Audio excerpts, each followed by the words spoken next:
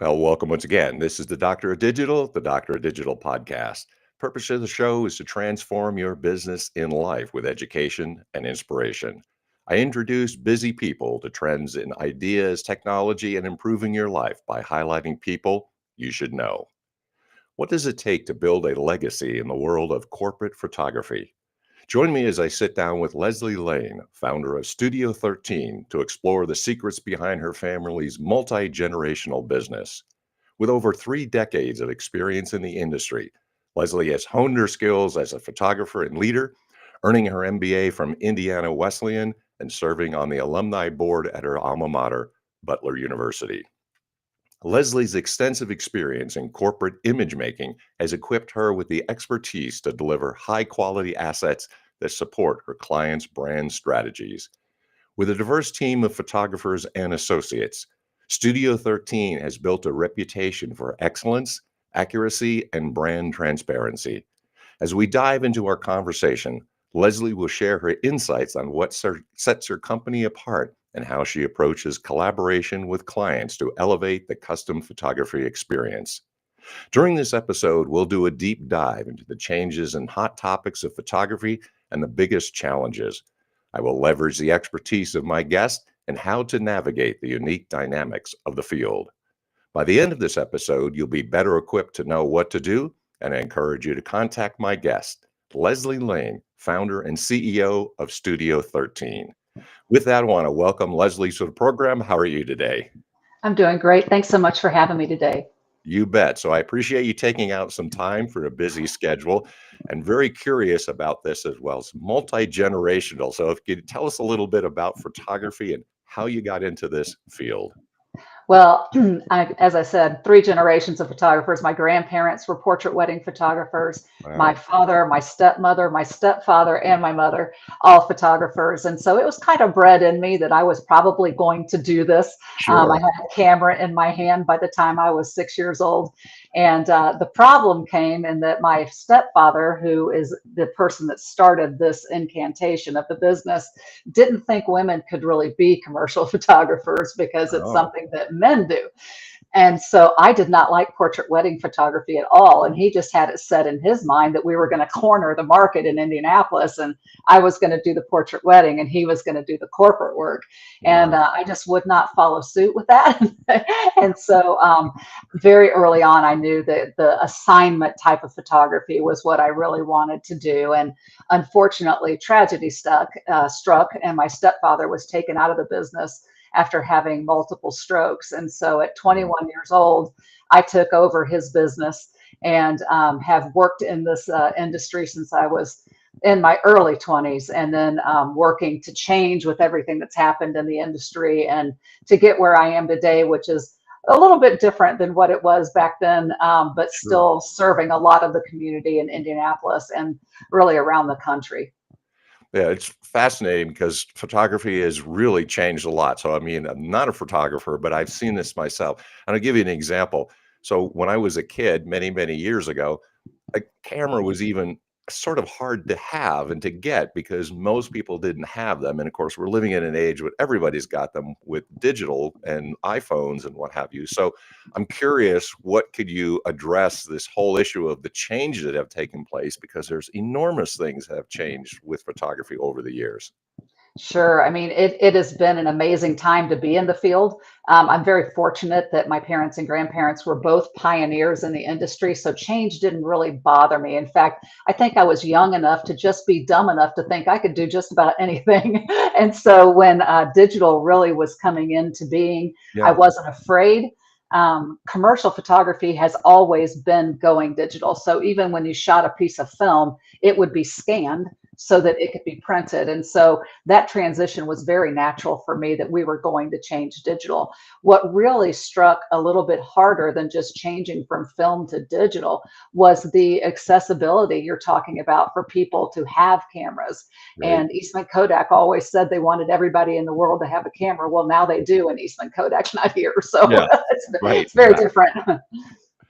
So, when you talk about this, then could you address the topics and hot topics in photography and how it's impacted photography? Because now I'm really curious to delve into this. since everybody does have a camera, do you run into the things where people would say, well, then why do I need you? What's the difference? I mean, I've got a camera and you got a camera, but how are you better? I think during times of recession, people are more likely to try to do some things themselves. But during times of abundance, people realize that just because they have a camera does not make them a photographer, especially with what we're doing, where we are really trying to elevate people's brands. So we give them, let's just take headshots, for example. We may have to do hundreds of headshots that need a level of consistency that the average photographer can't do, where Right. we may show up 3, 4 times a year and we need them to all look consistent. The other thing that's very challenging is we shoot architectural interiors and exteriors, very complicated from a lighting standpoint, from an Mhm. editing standpoint. So I feel like that the only time people anymore are trying to do it themselves are really when there's a budget crunch in their marketing Right. department, or if they're a startup. But otherwise, I'm really very fortunate that I'm not running into a lot of people that balk at what I do. Especially if you look at my website, you can certainly see that what we do Sure. is quite different than the average photographer.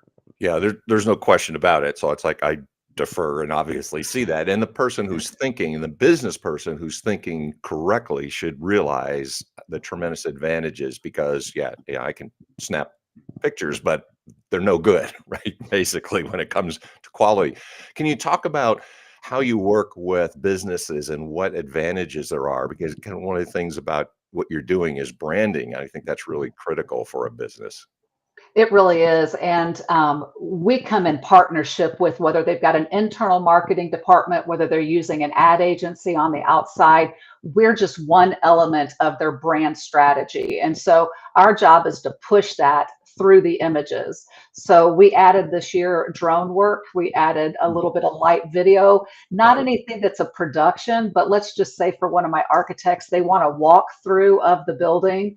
We'll start with a drone angle, we'll come Mm. through and they'll have a 90-second video that they can post on their website that is along with the still photography that we're handing them. So it's a collaborative effort to make sure that whatever transparency they're trying to relay to their clients, we're right alongside with them. The other thing we do make is that we're Yeah. production managers almost. So where somebody comes to us with a job, we're trying to schedule everything for them, coordinate with people, anything we can do to take it off their laps, because a lot of corporate America now, they're tight. People are, there's not an overabundance of resources. And so they need people to come alongside and do that coordination with them so that they can move on to other things that they have on their plate. So I feel like we're a true partnership in that aspect. Yeah, and I think you're correct that most businesses don't have a photography unit or division, right? So I mean, Right. when you have a unique service like that, I mean, almost no company is really prepared for that. They don't have the professionalism and they don't have all the expertise, the equipment and everything. But it was also an interesting idea of the whole drone technology because drones are obviously in the news, especially in the last several weeks or so. But I mean, that's another fresh aspect of what you can offer a business and also a new way of branding too. I mean, I think all kinds of applications in real estate. I don't have to go to a property, but if I had a drone, I can see it from the air. I can go through the building or, what have you. So could you give us some suggestions of what kinds of things do you do for clients along those lines? Video has been very interesting again because we're doing it in conjunction with the drones, which is normally in conjunction with what either I'm shooting or one of my associates are shooting.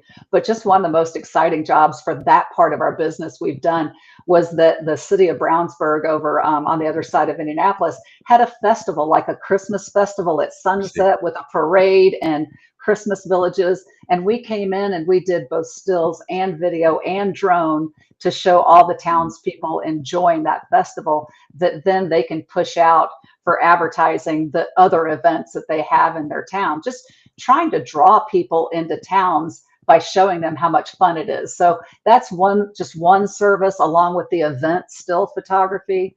And then coming in with the product photography, we do food photography, location, architecture, interior, headshots, environmental groups. Those are, just such a we call ourselves a generalist, because if Right. you're doing anything in corporate branding, we can most likely handle it for you. So could you walk us through, because you're really showing different aspects. I mean, I think when I say photography, I think, well, a still photography and that's it. However, what you're really doing is sort of this comprehensive and a full service. So could you walk us through the process?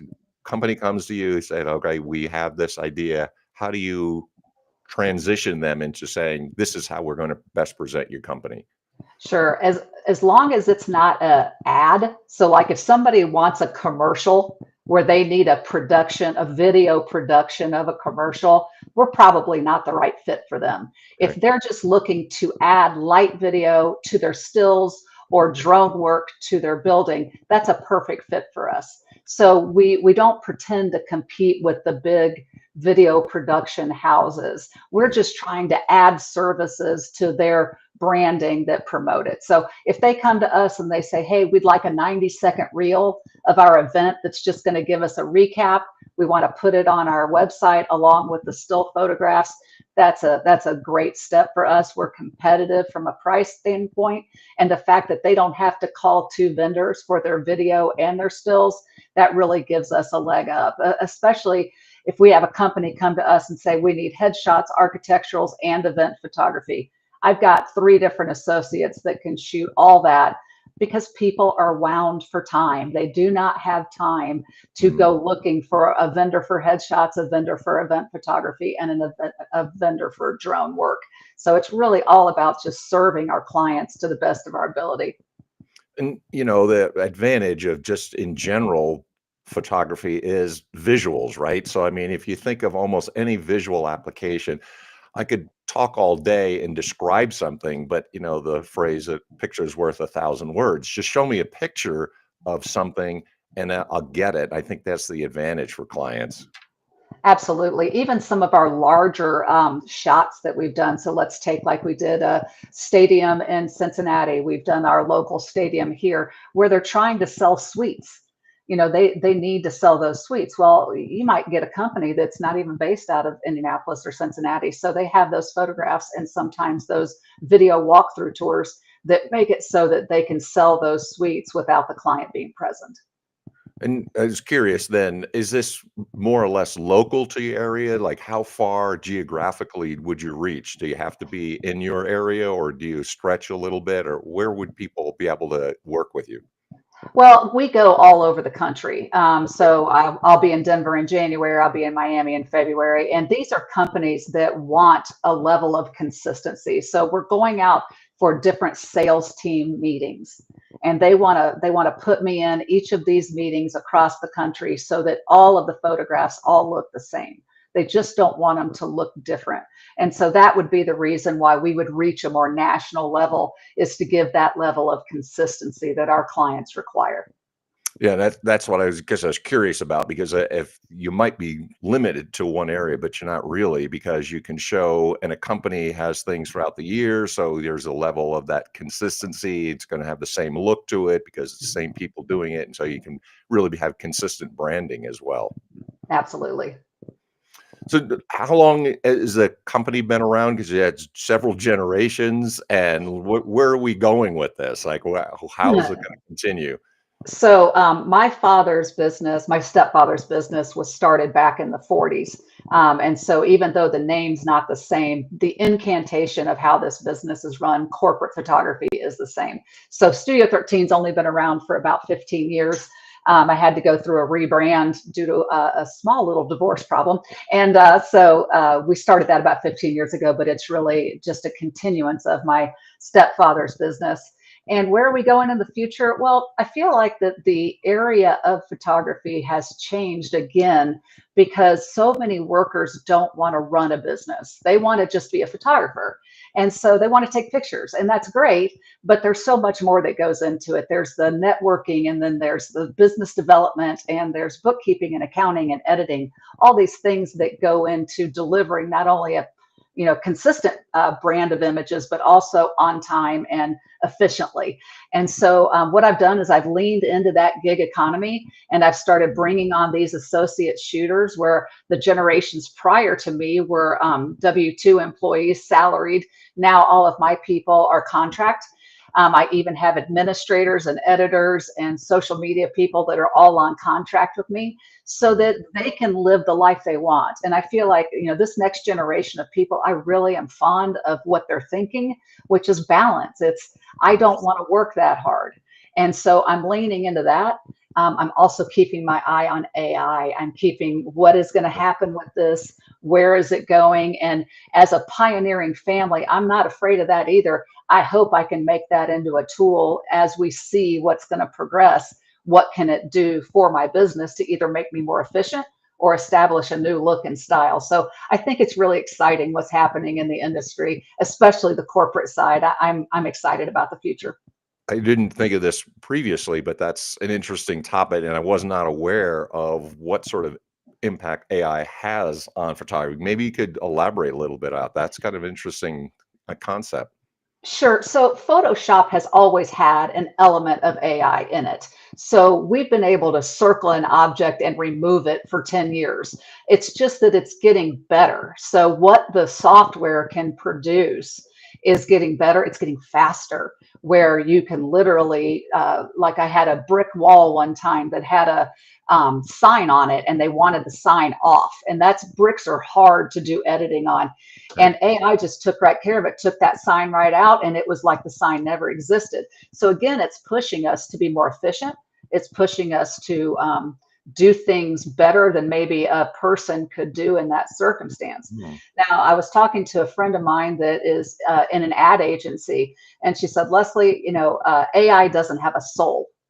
And so as long as your work requires a soul and it requires a person to interact with it, I think you're going to be okay.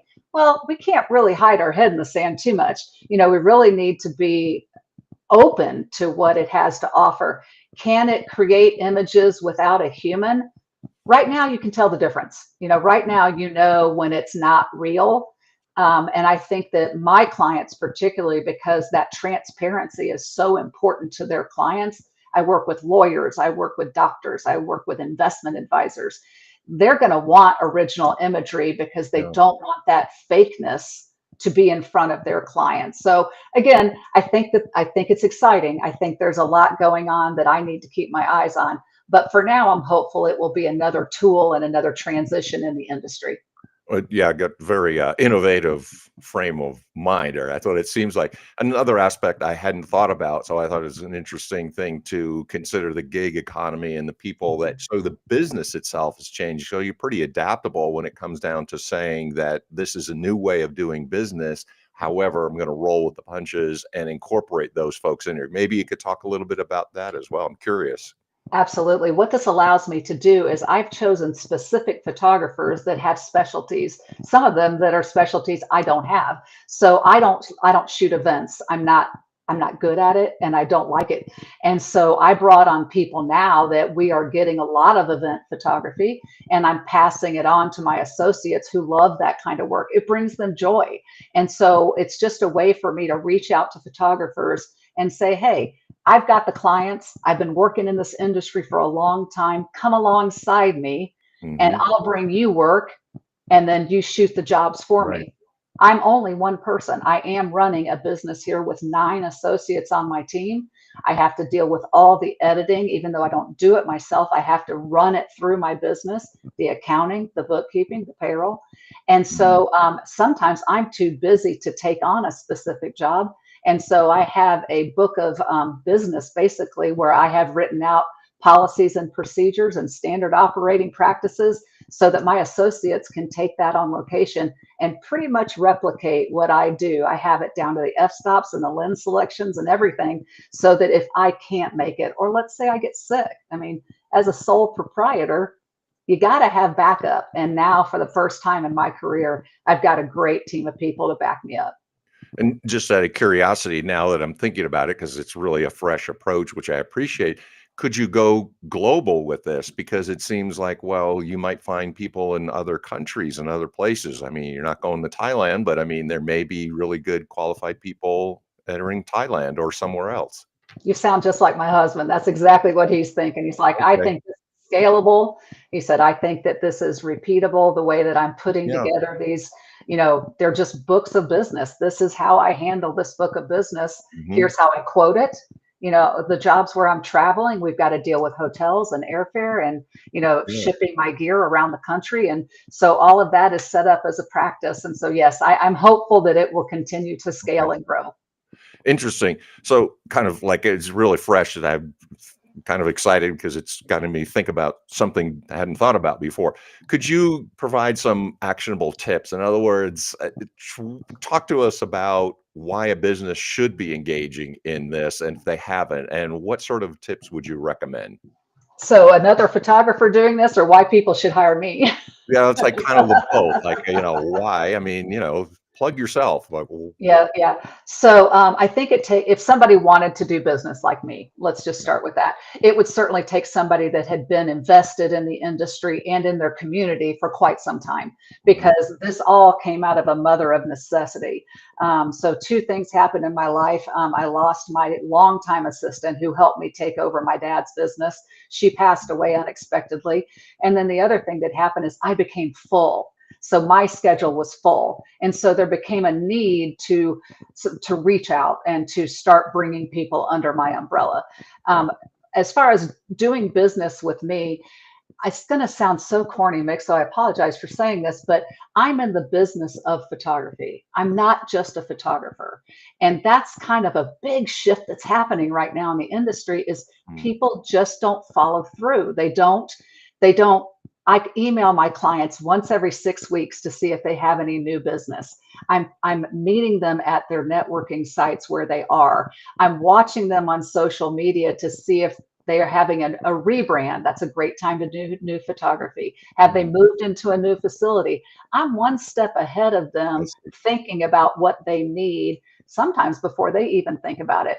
And then everything else, on my website, we have a long list of this is what our procedure is when you come in house.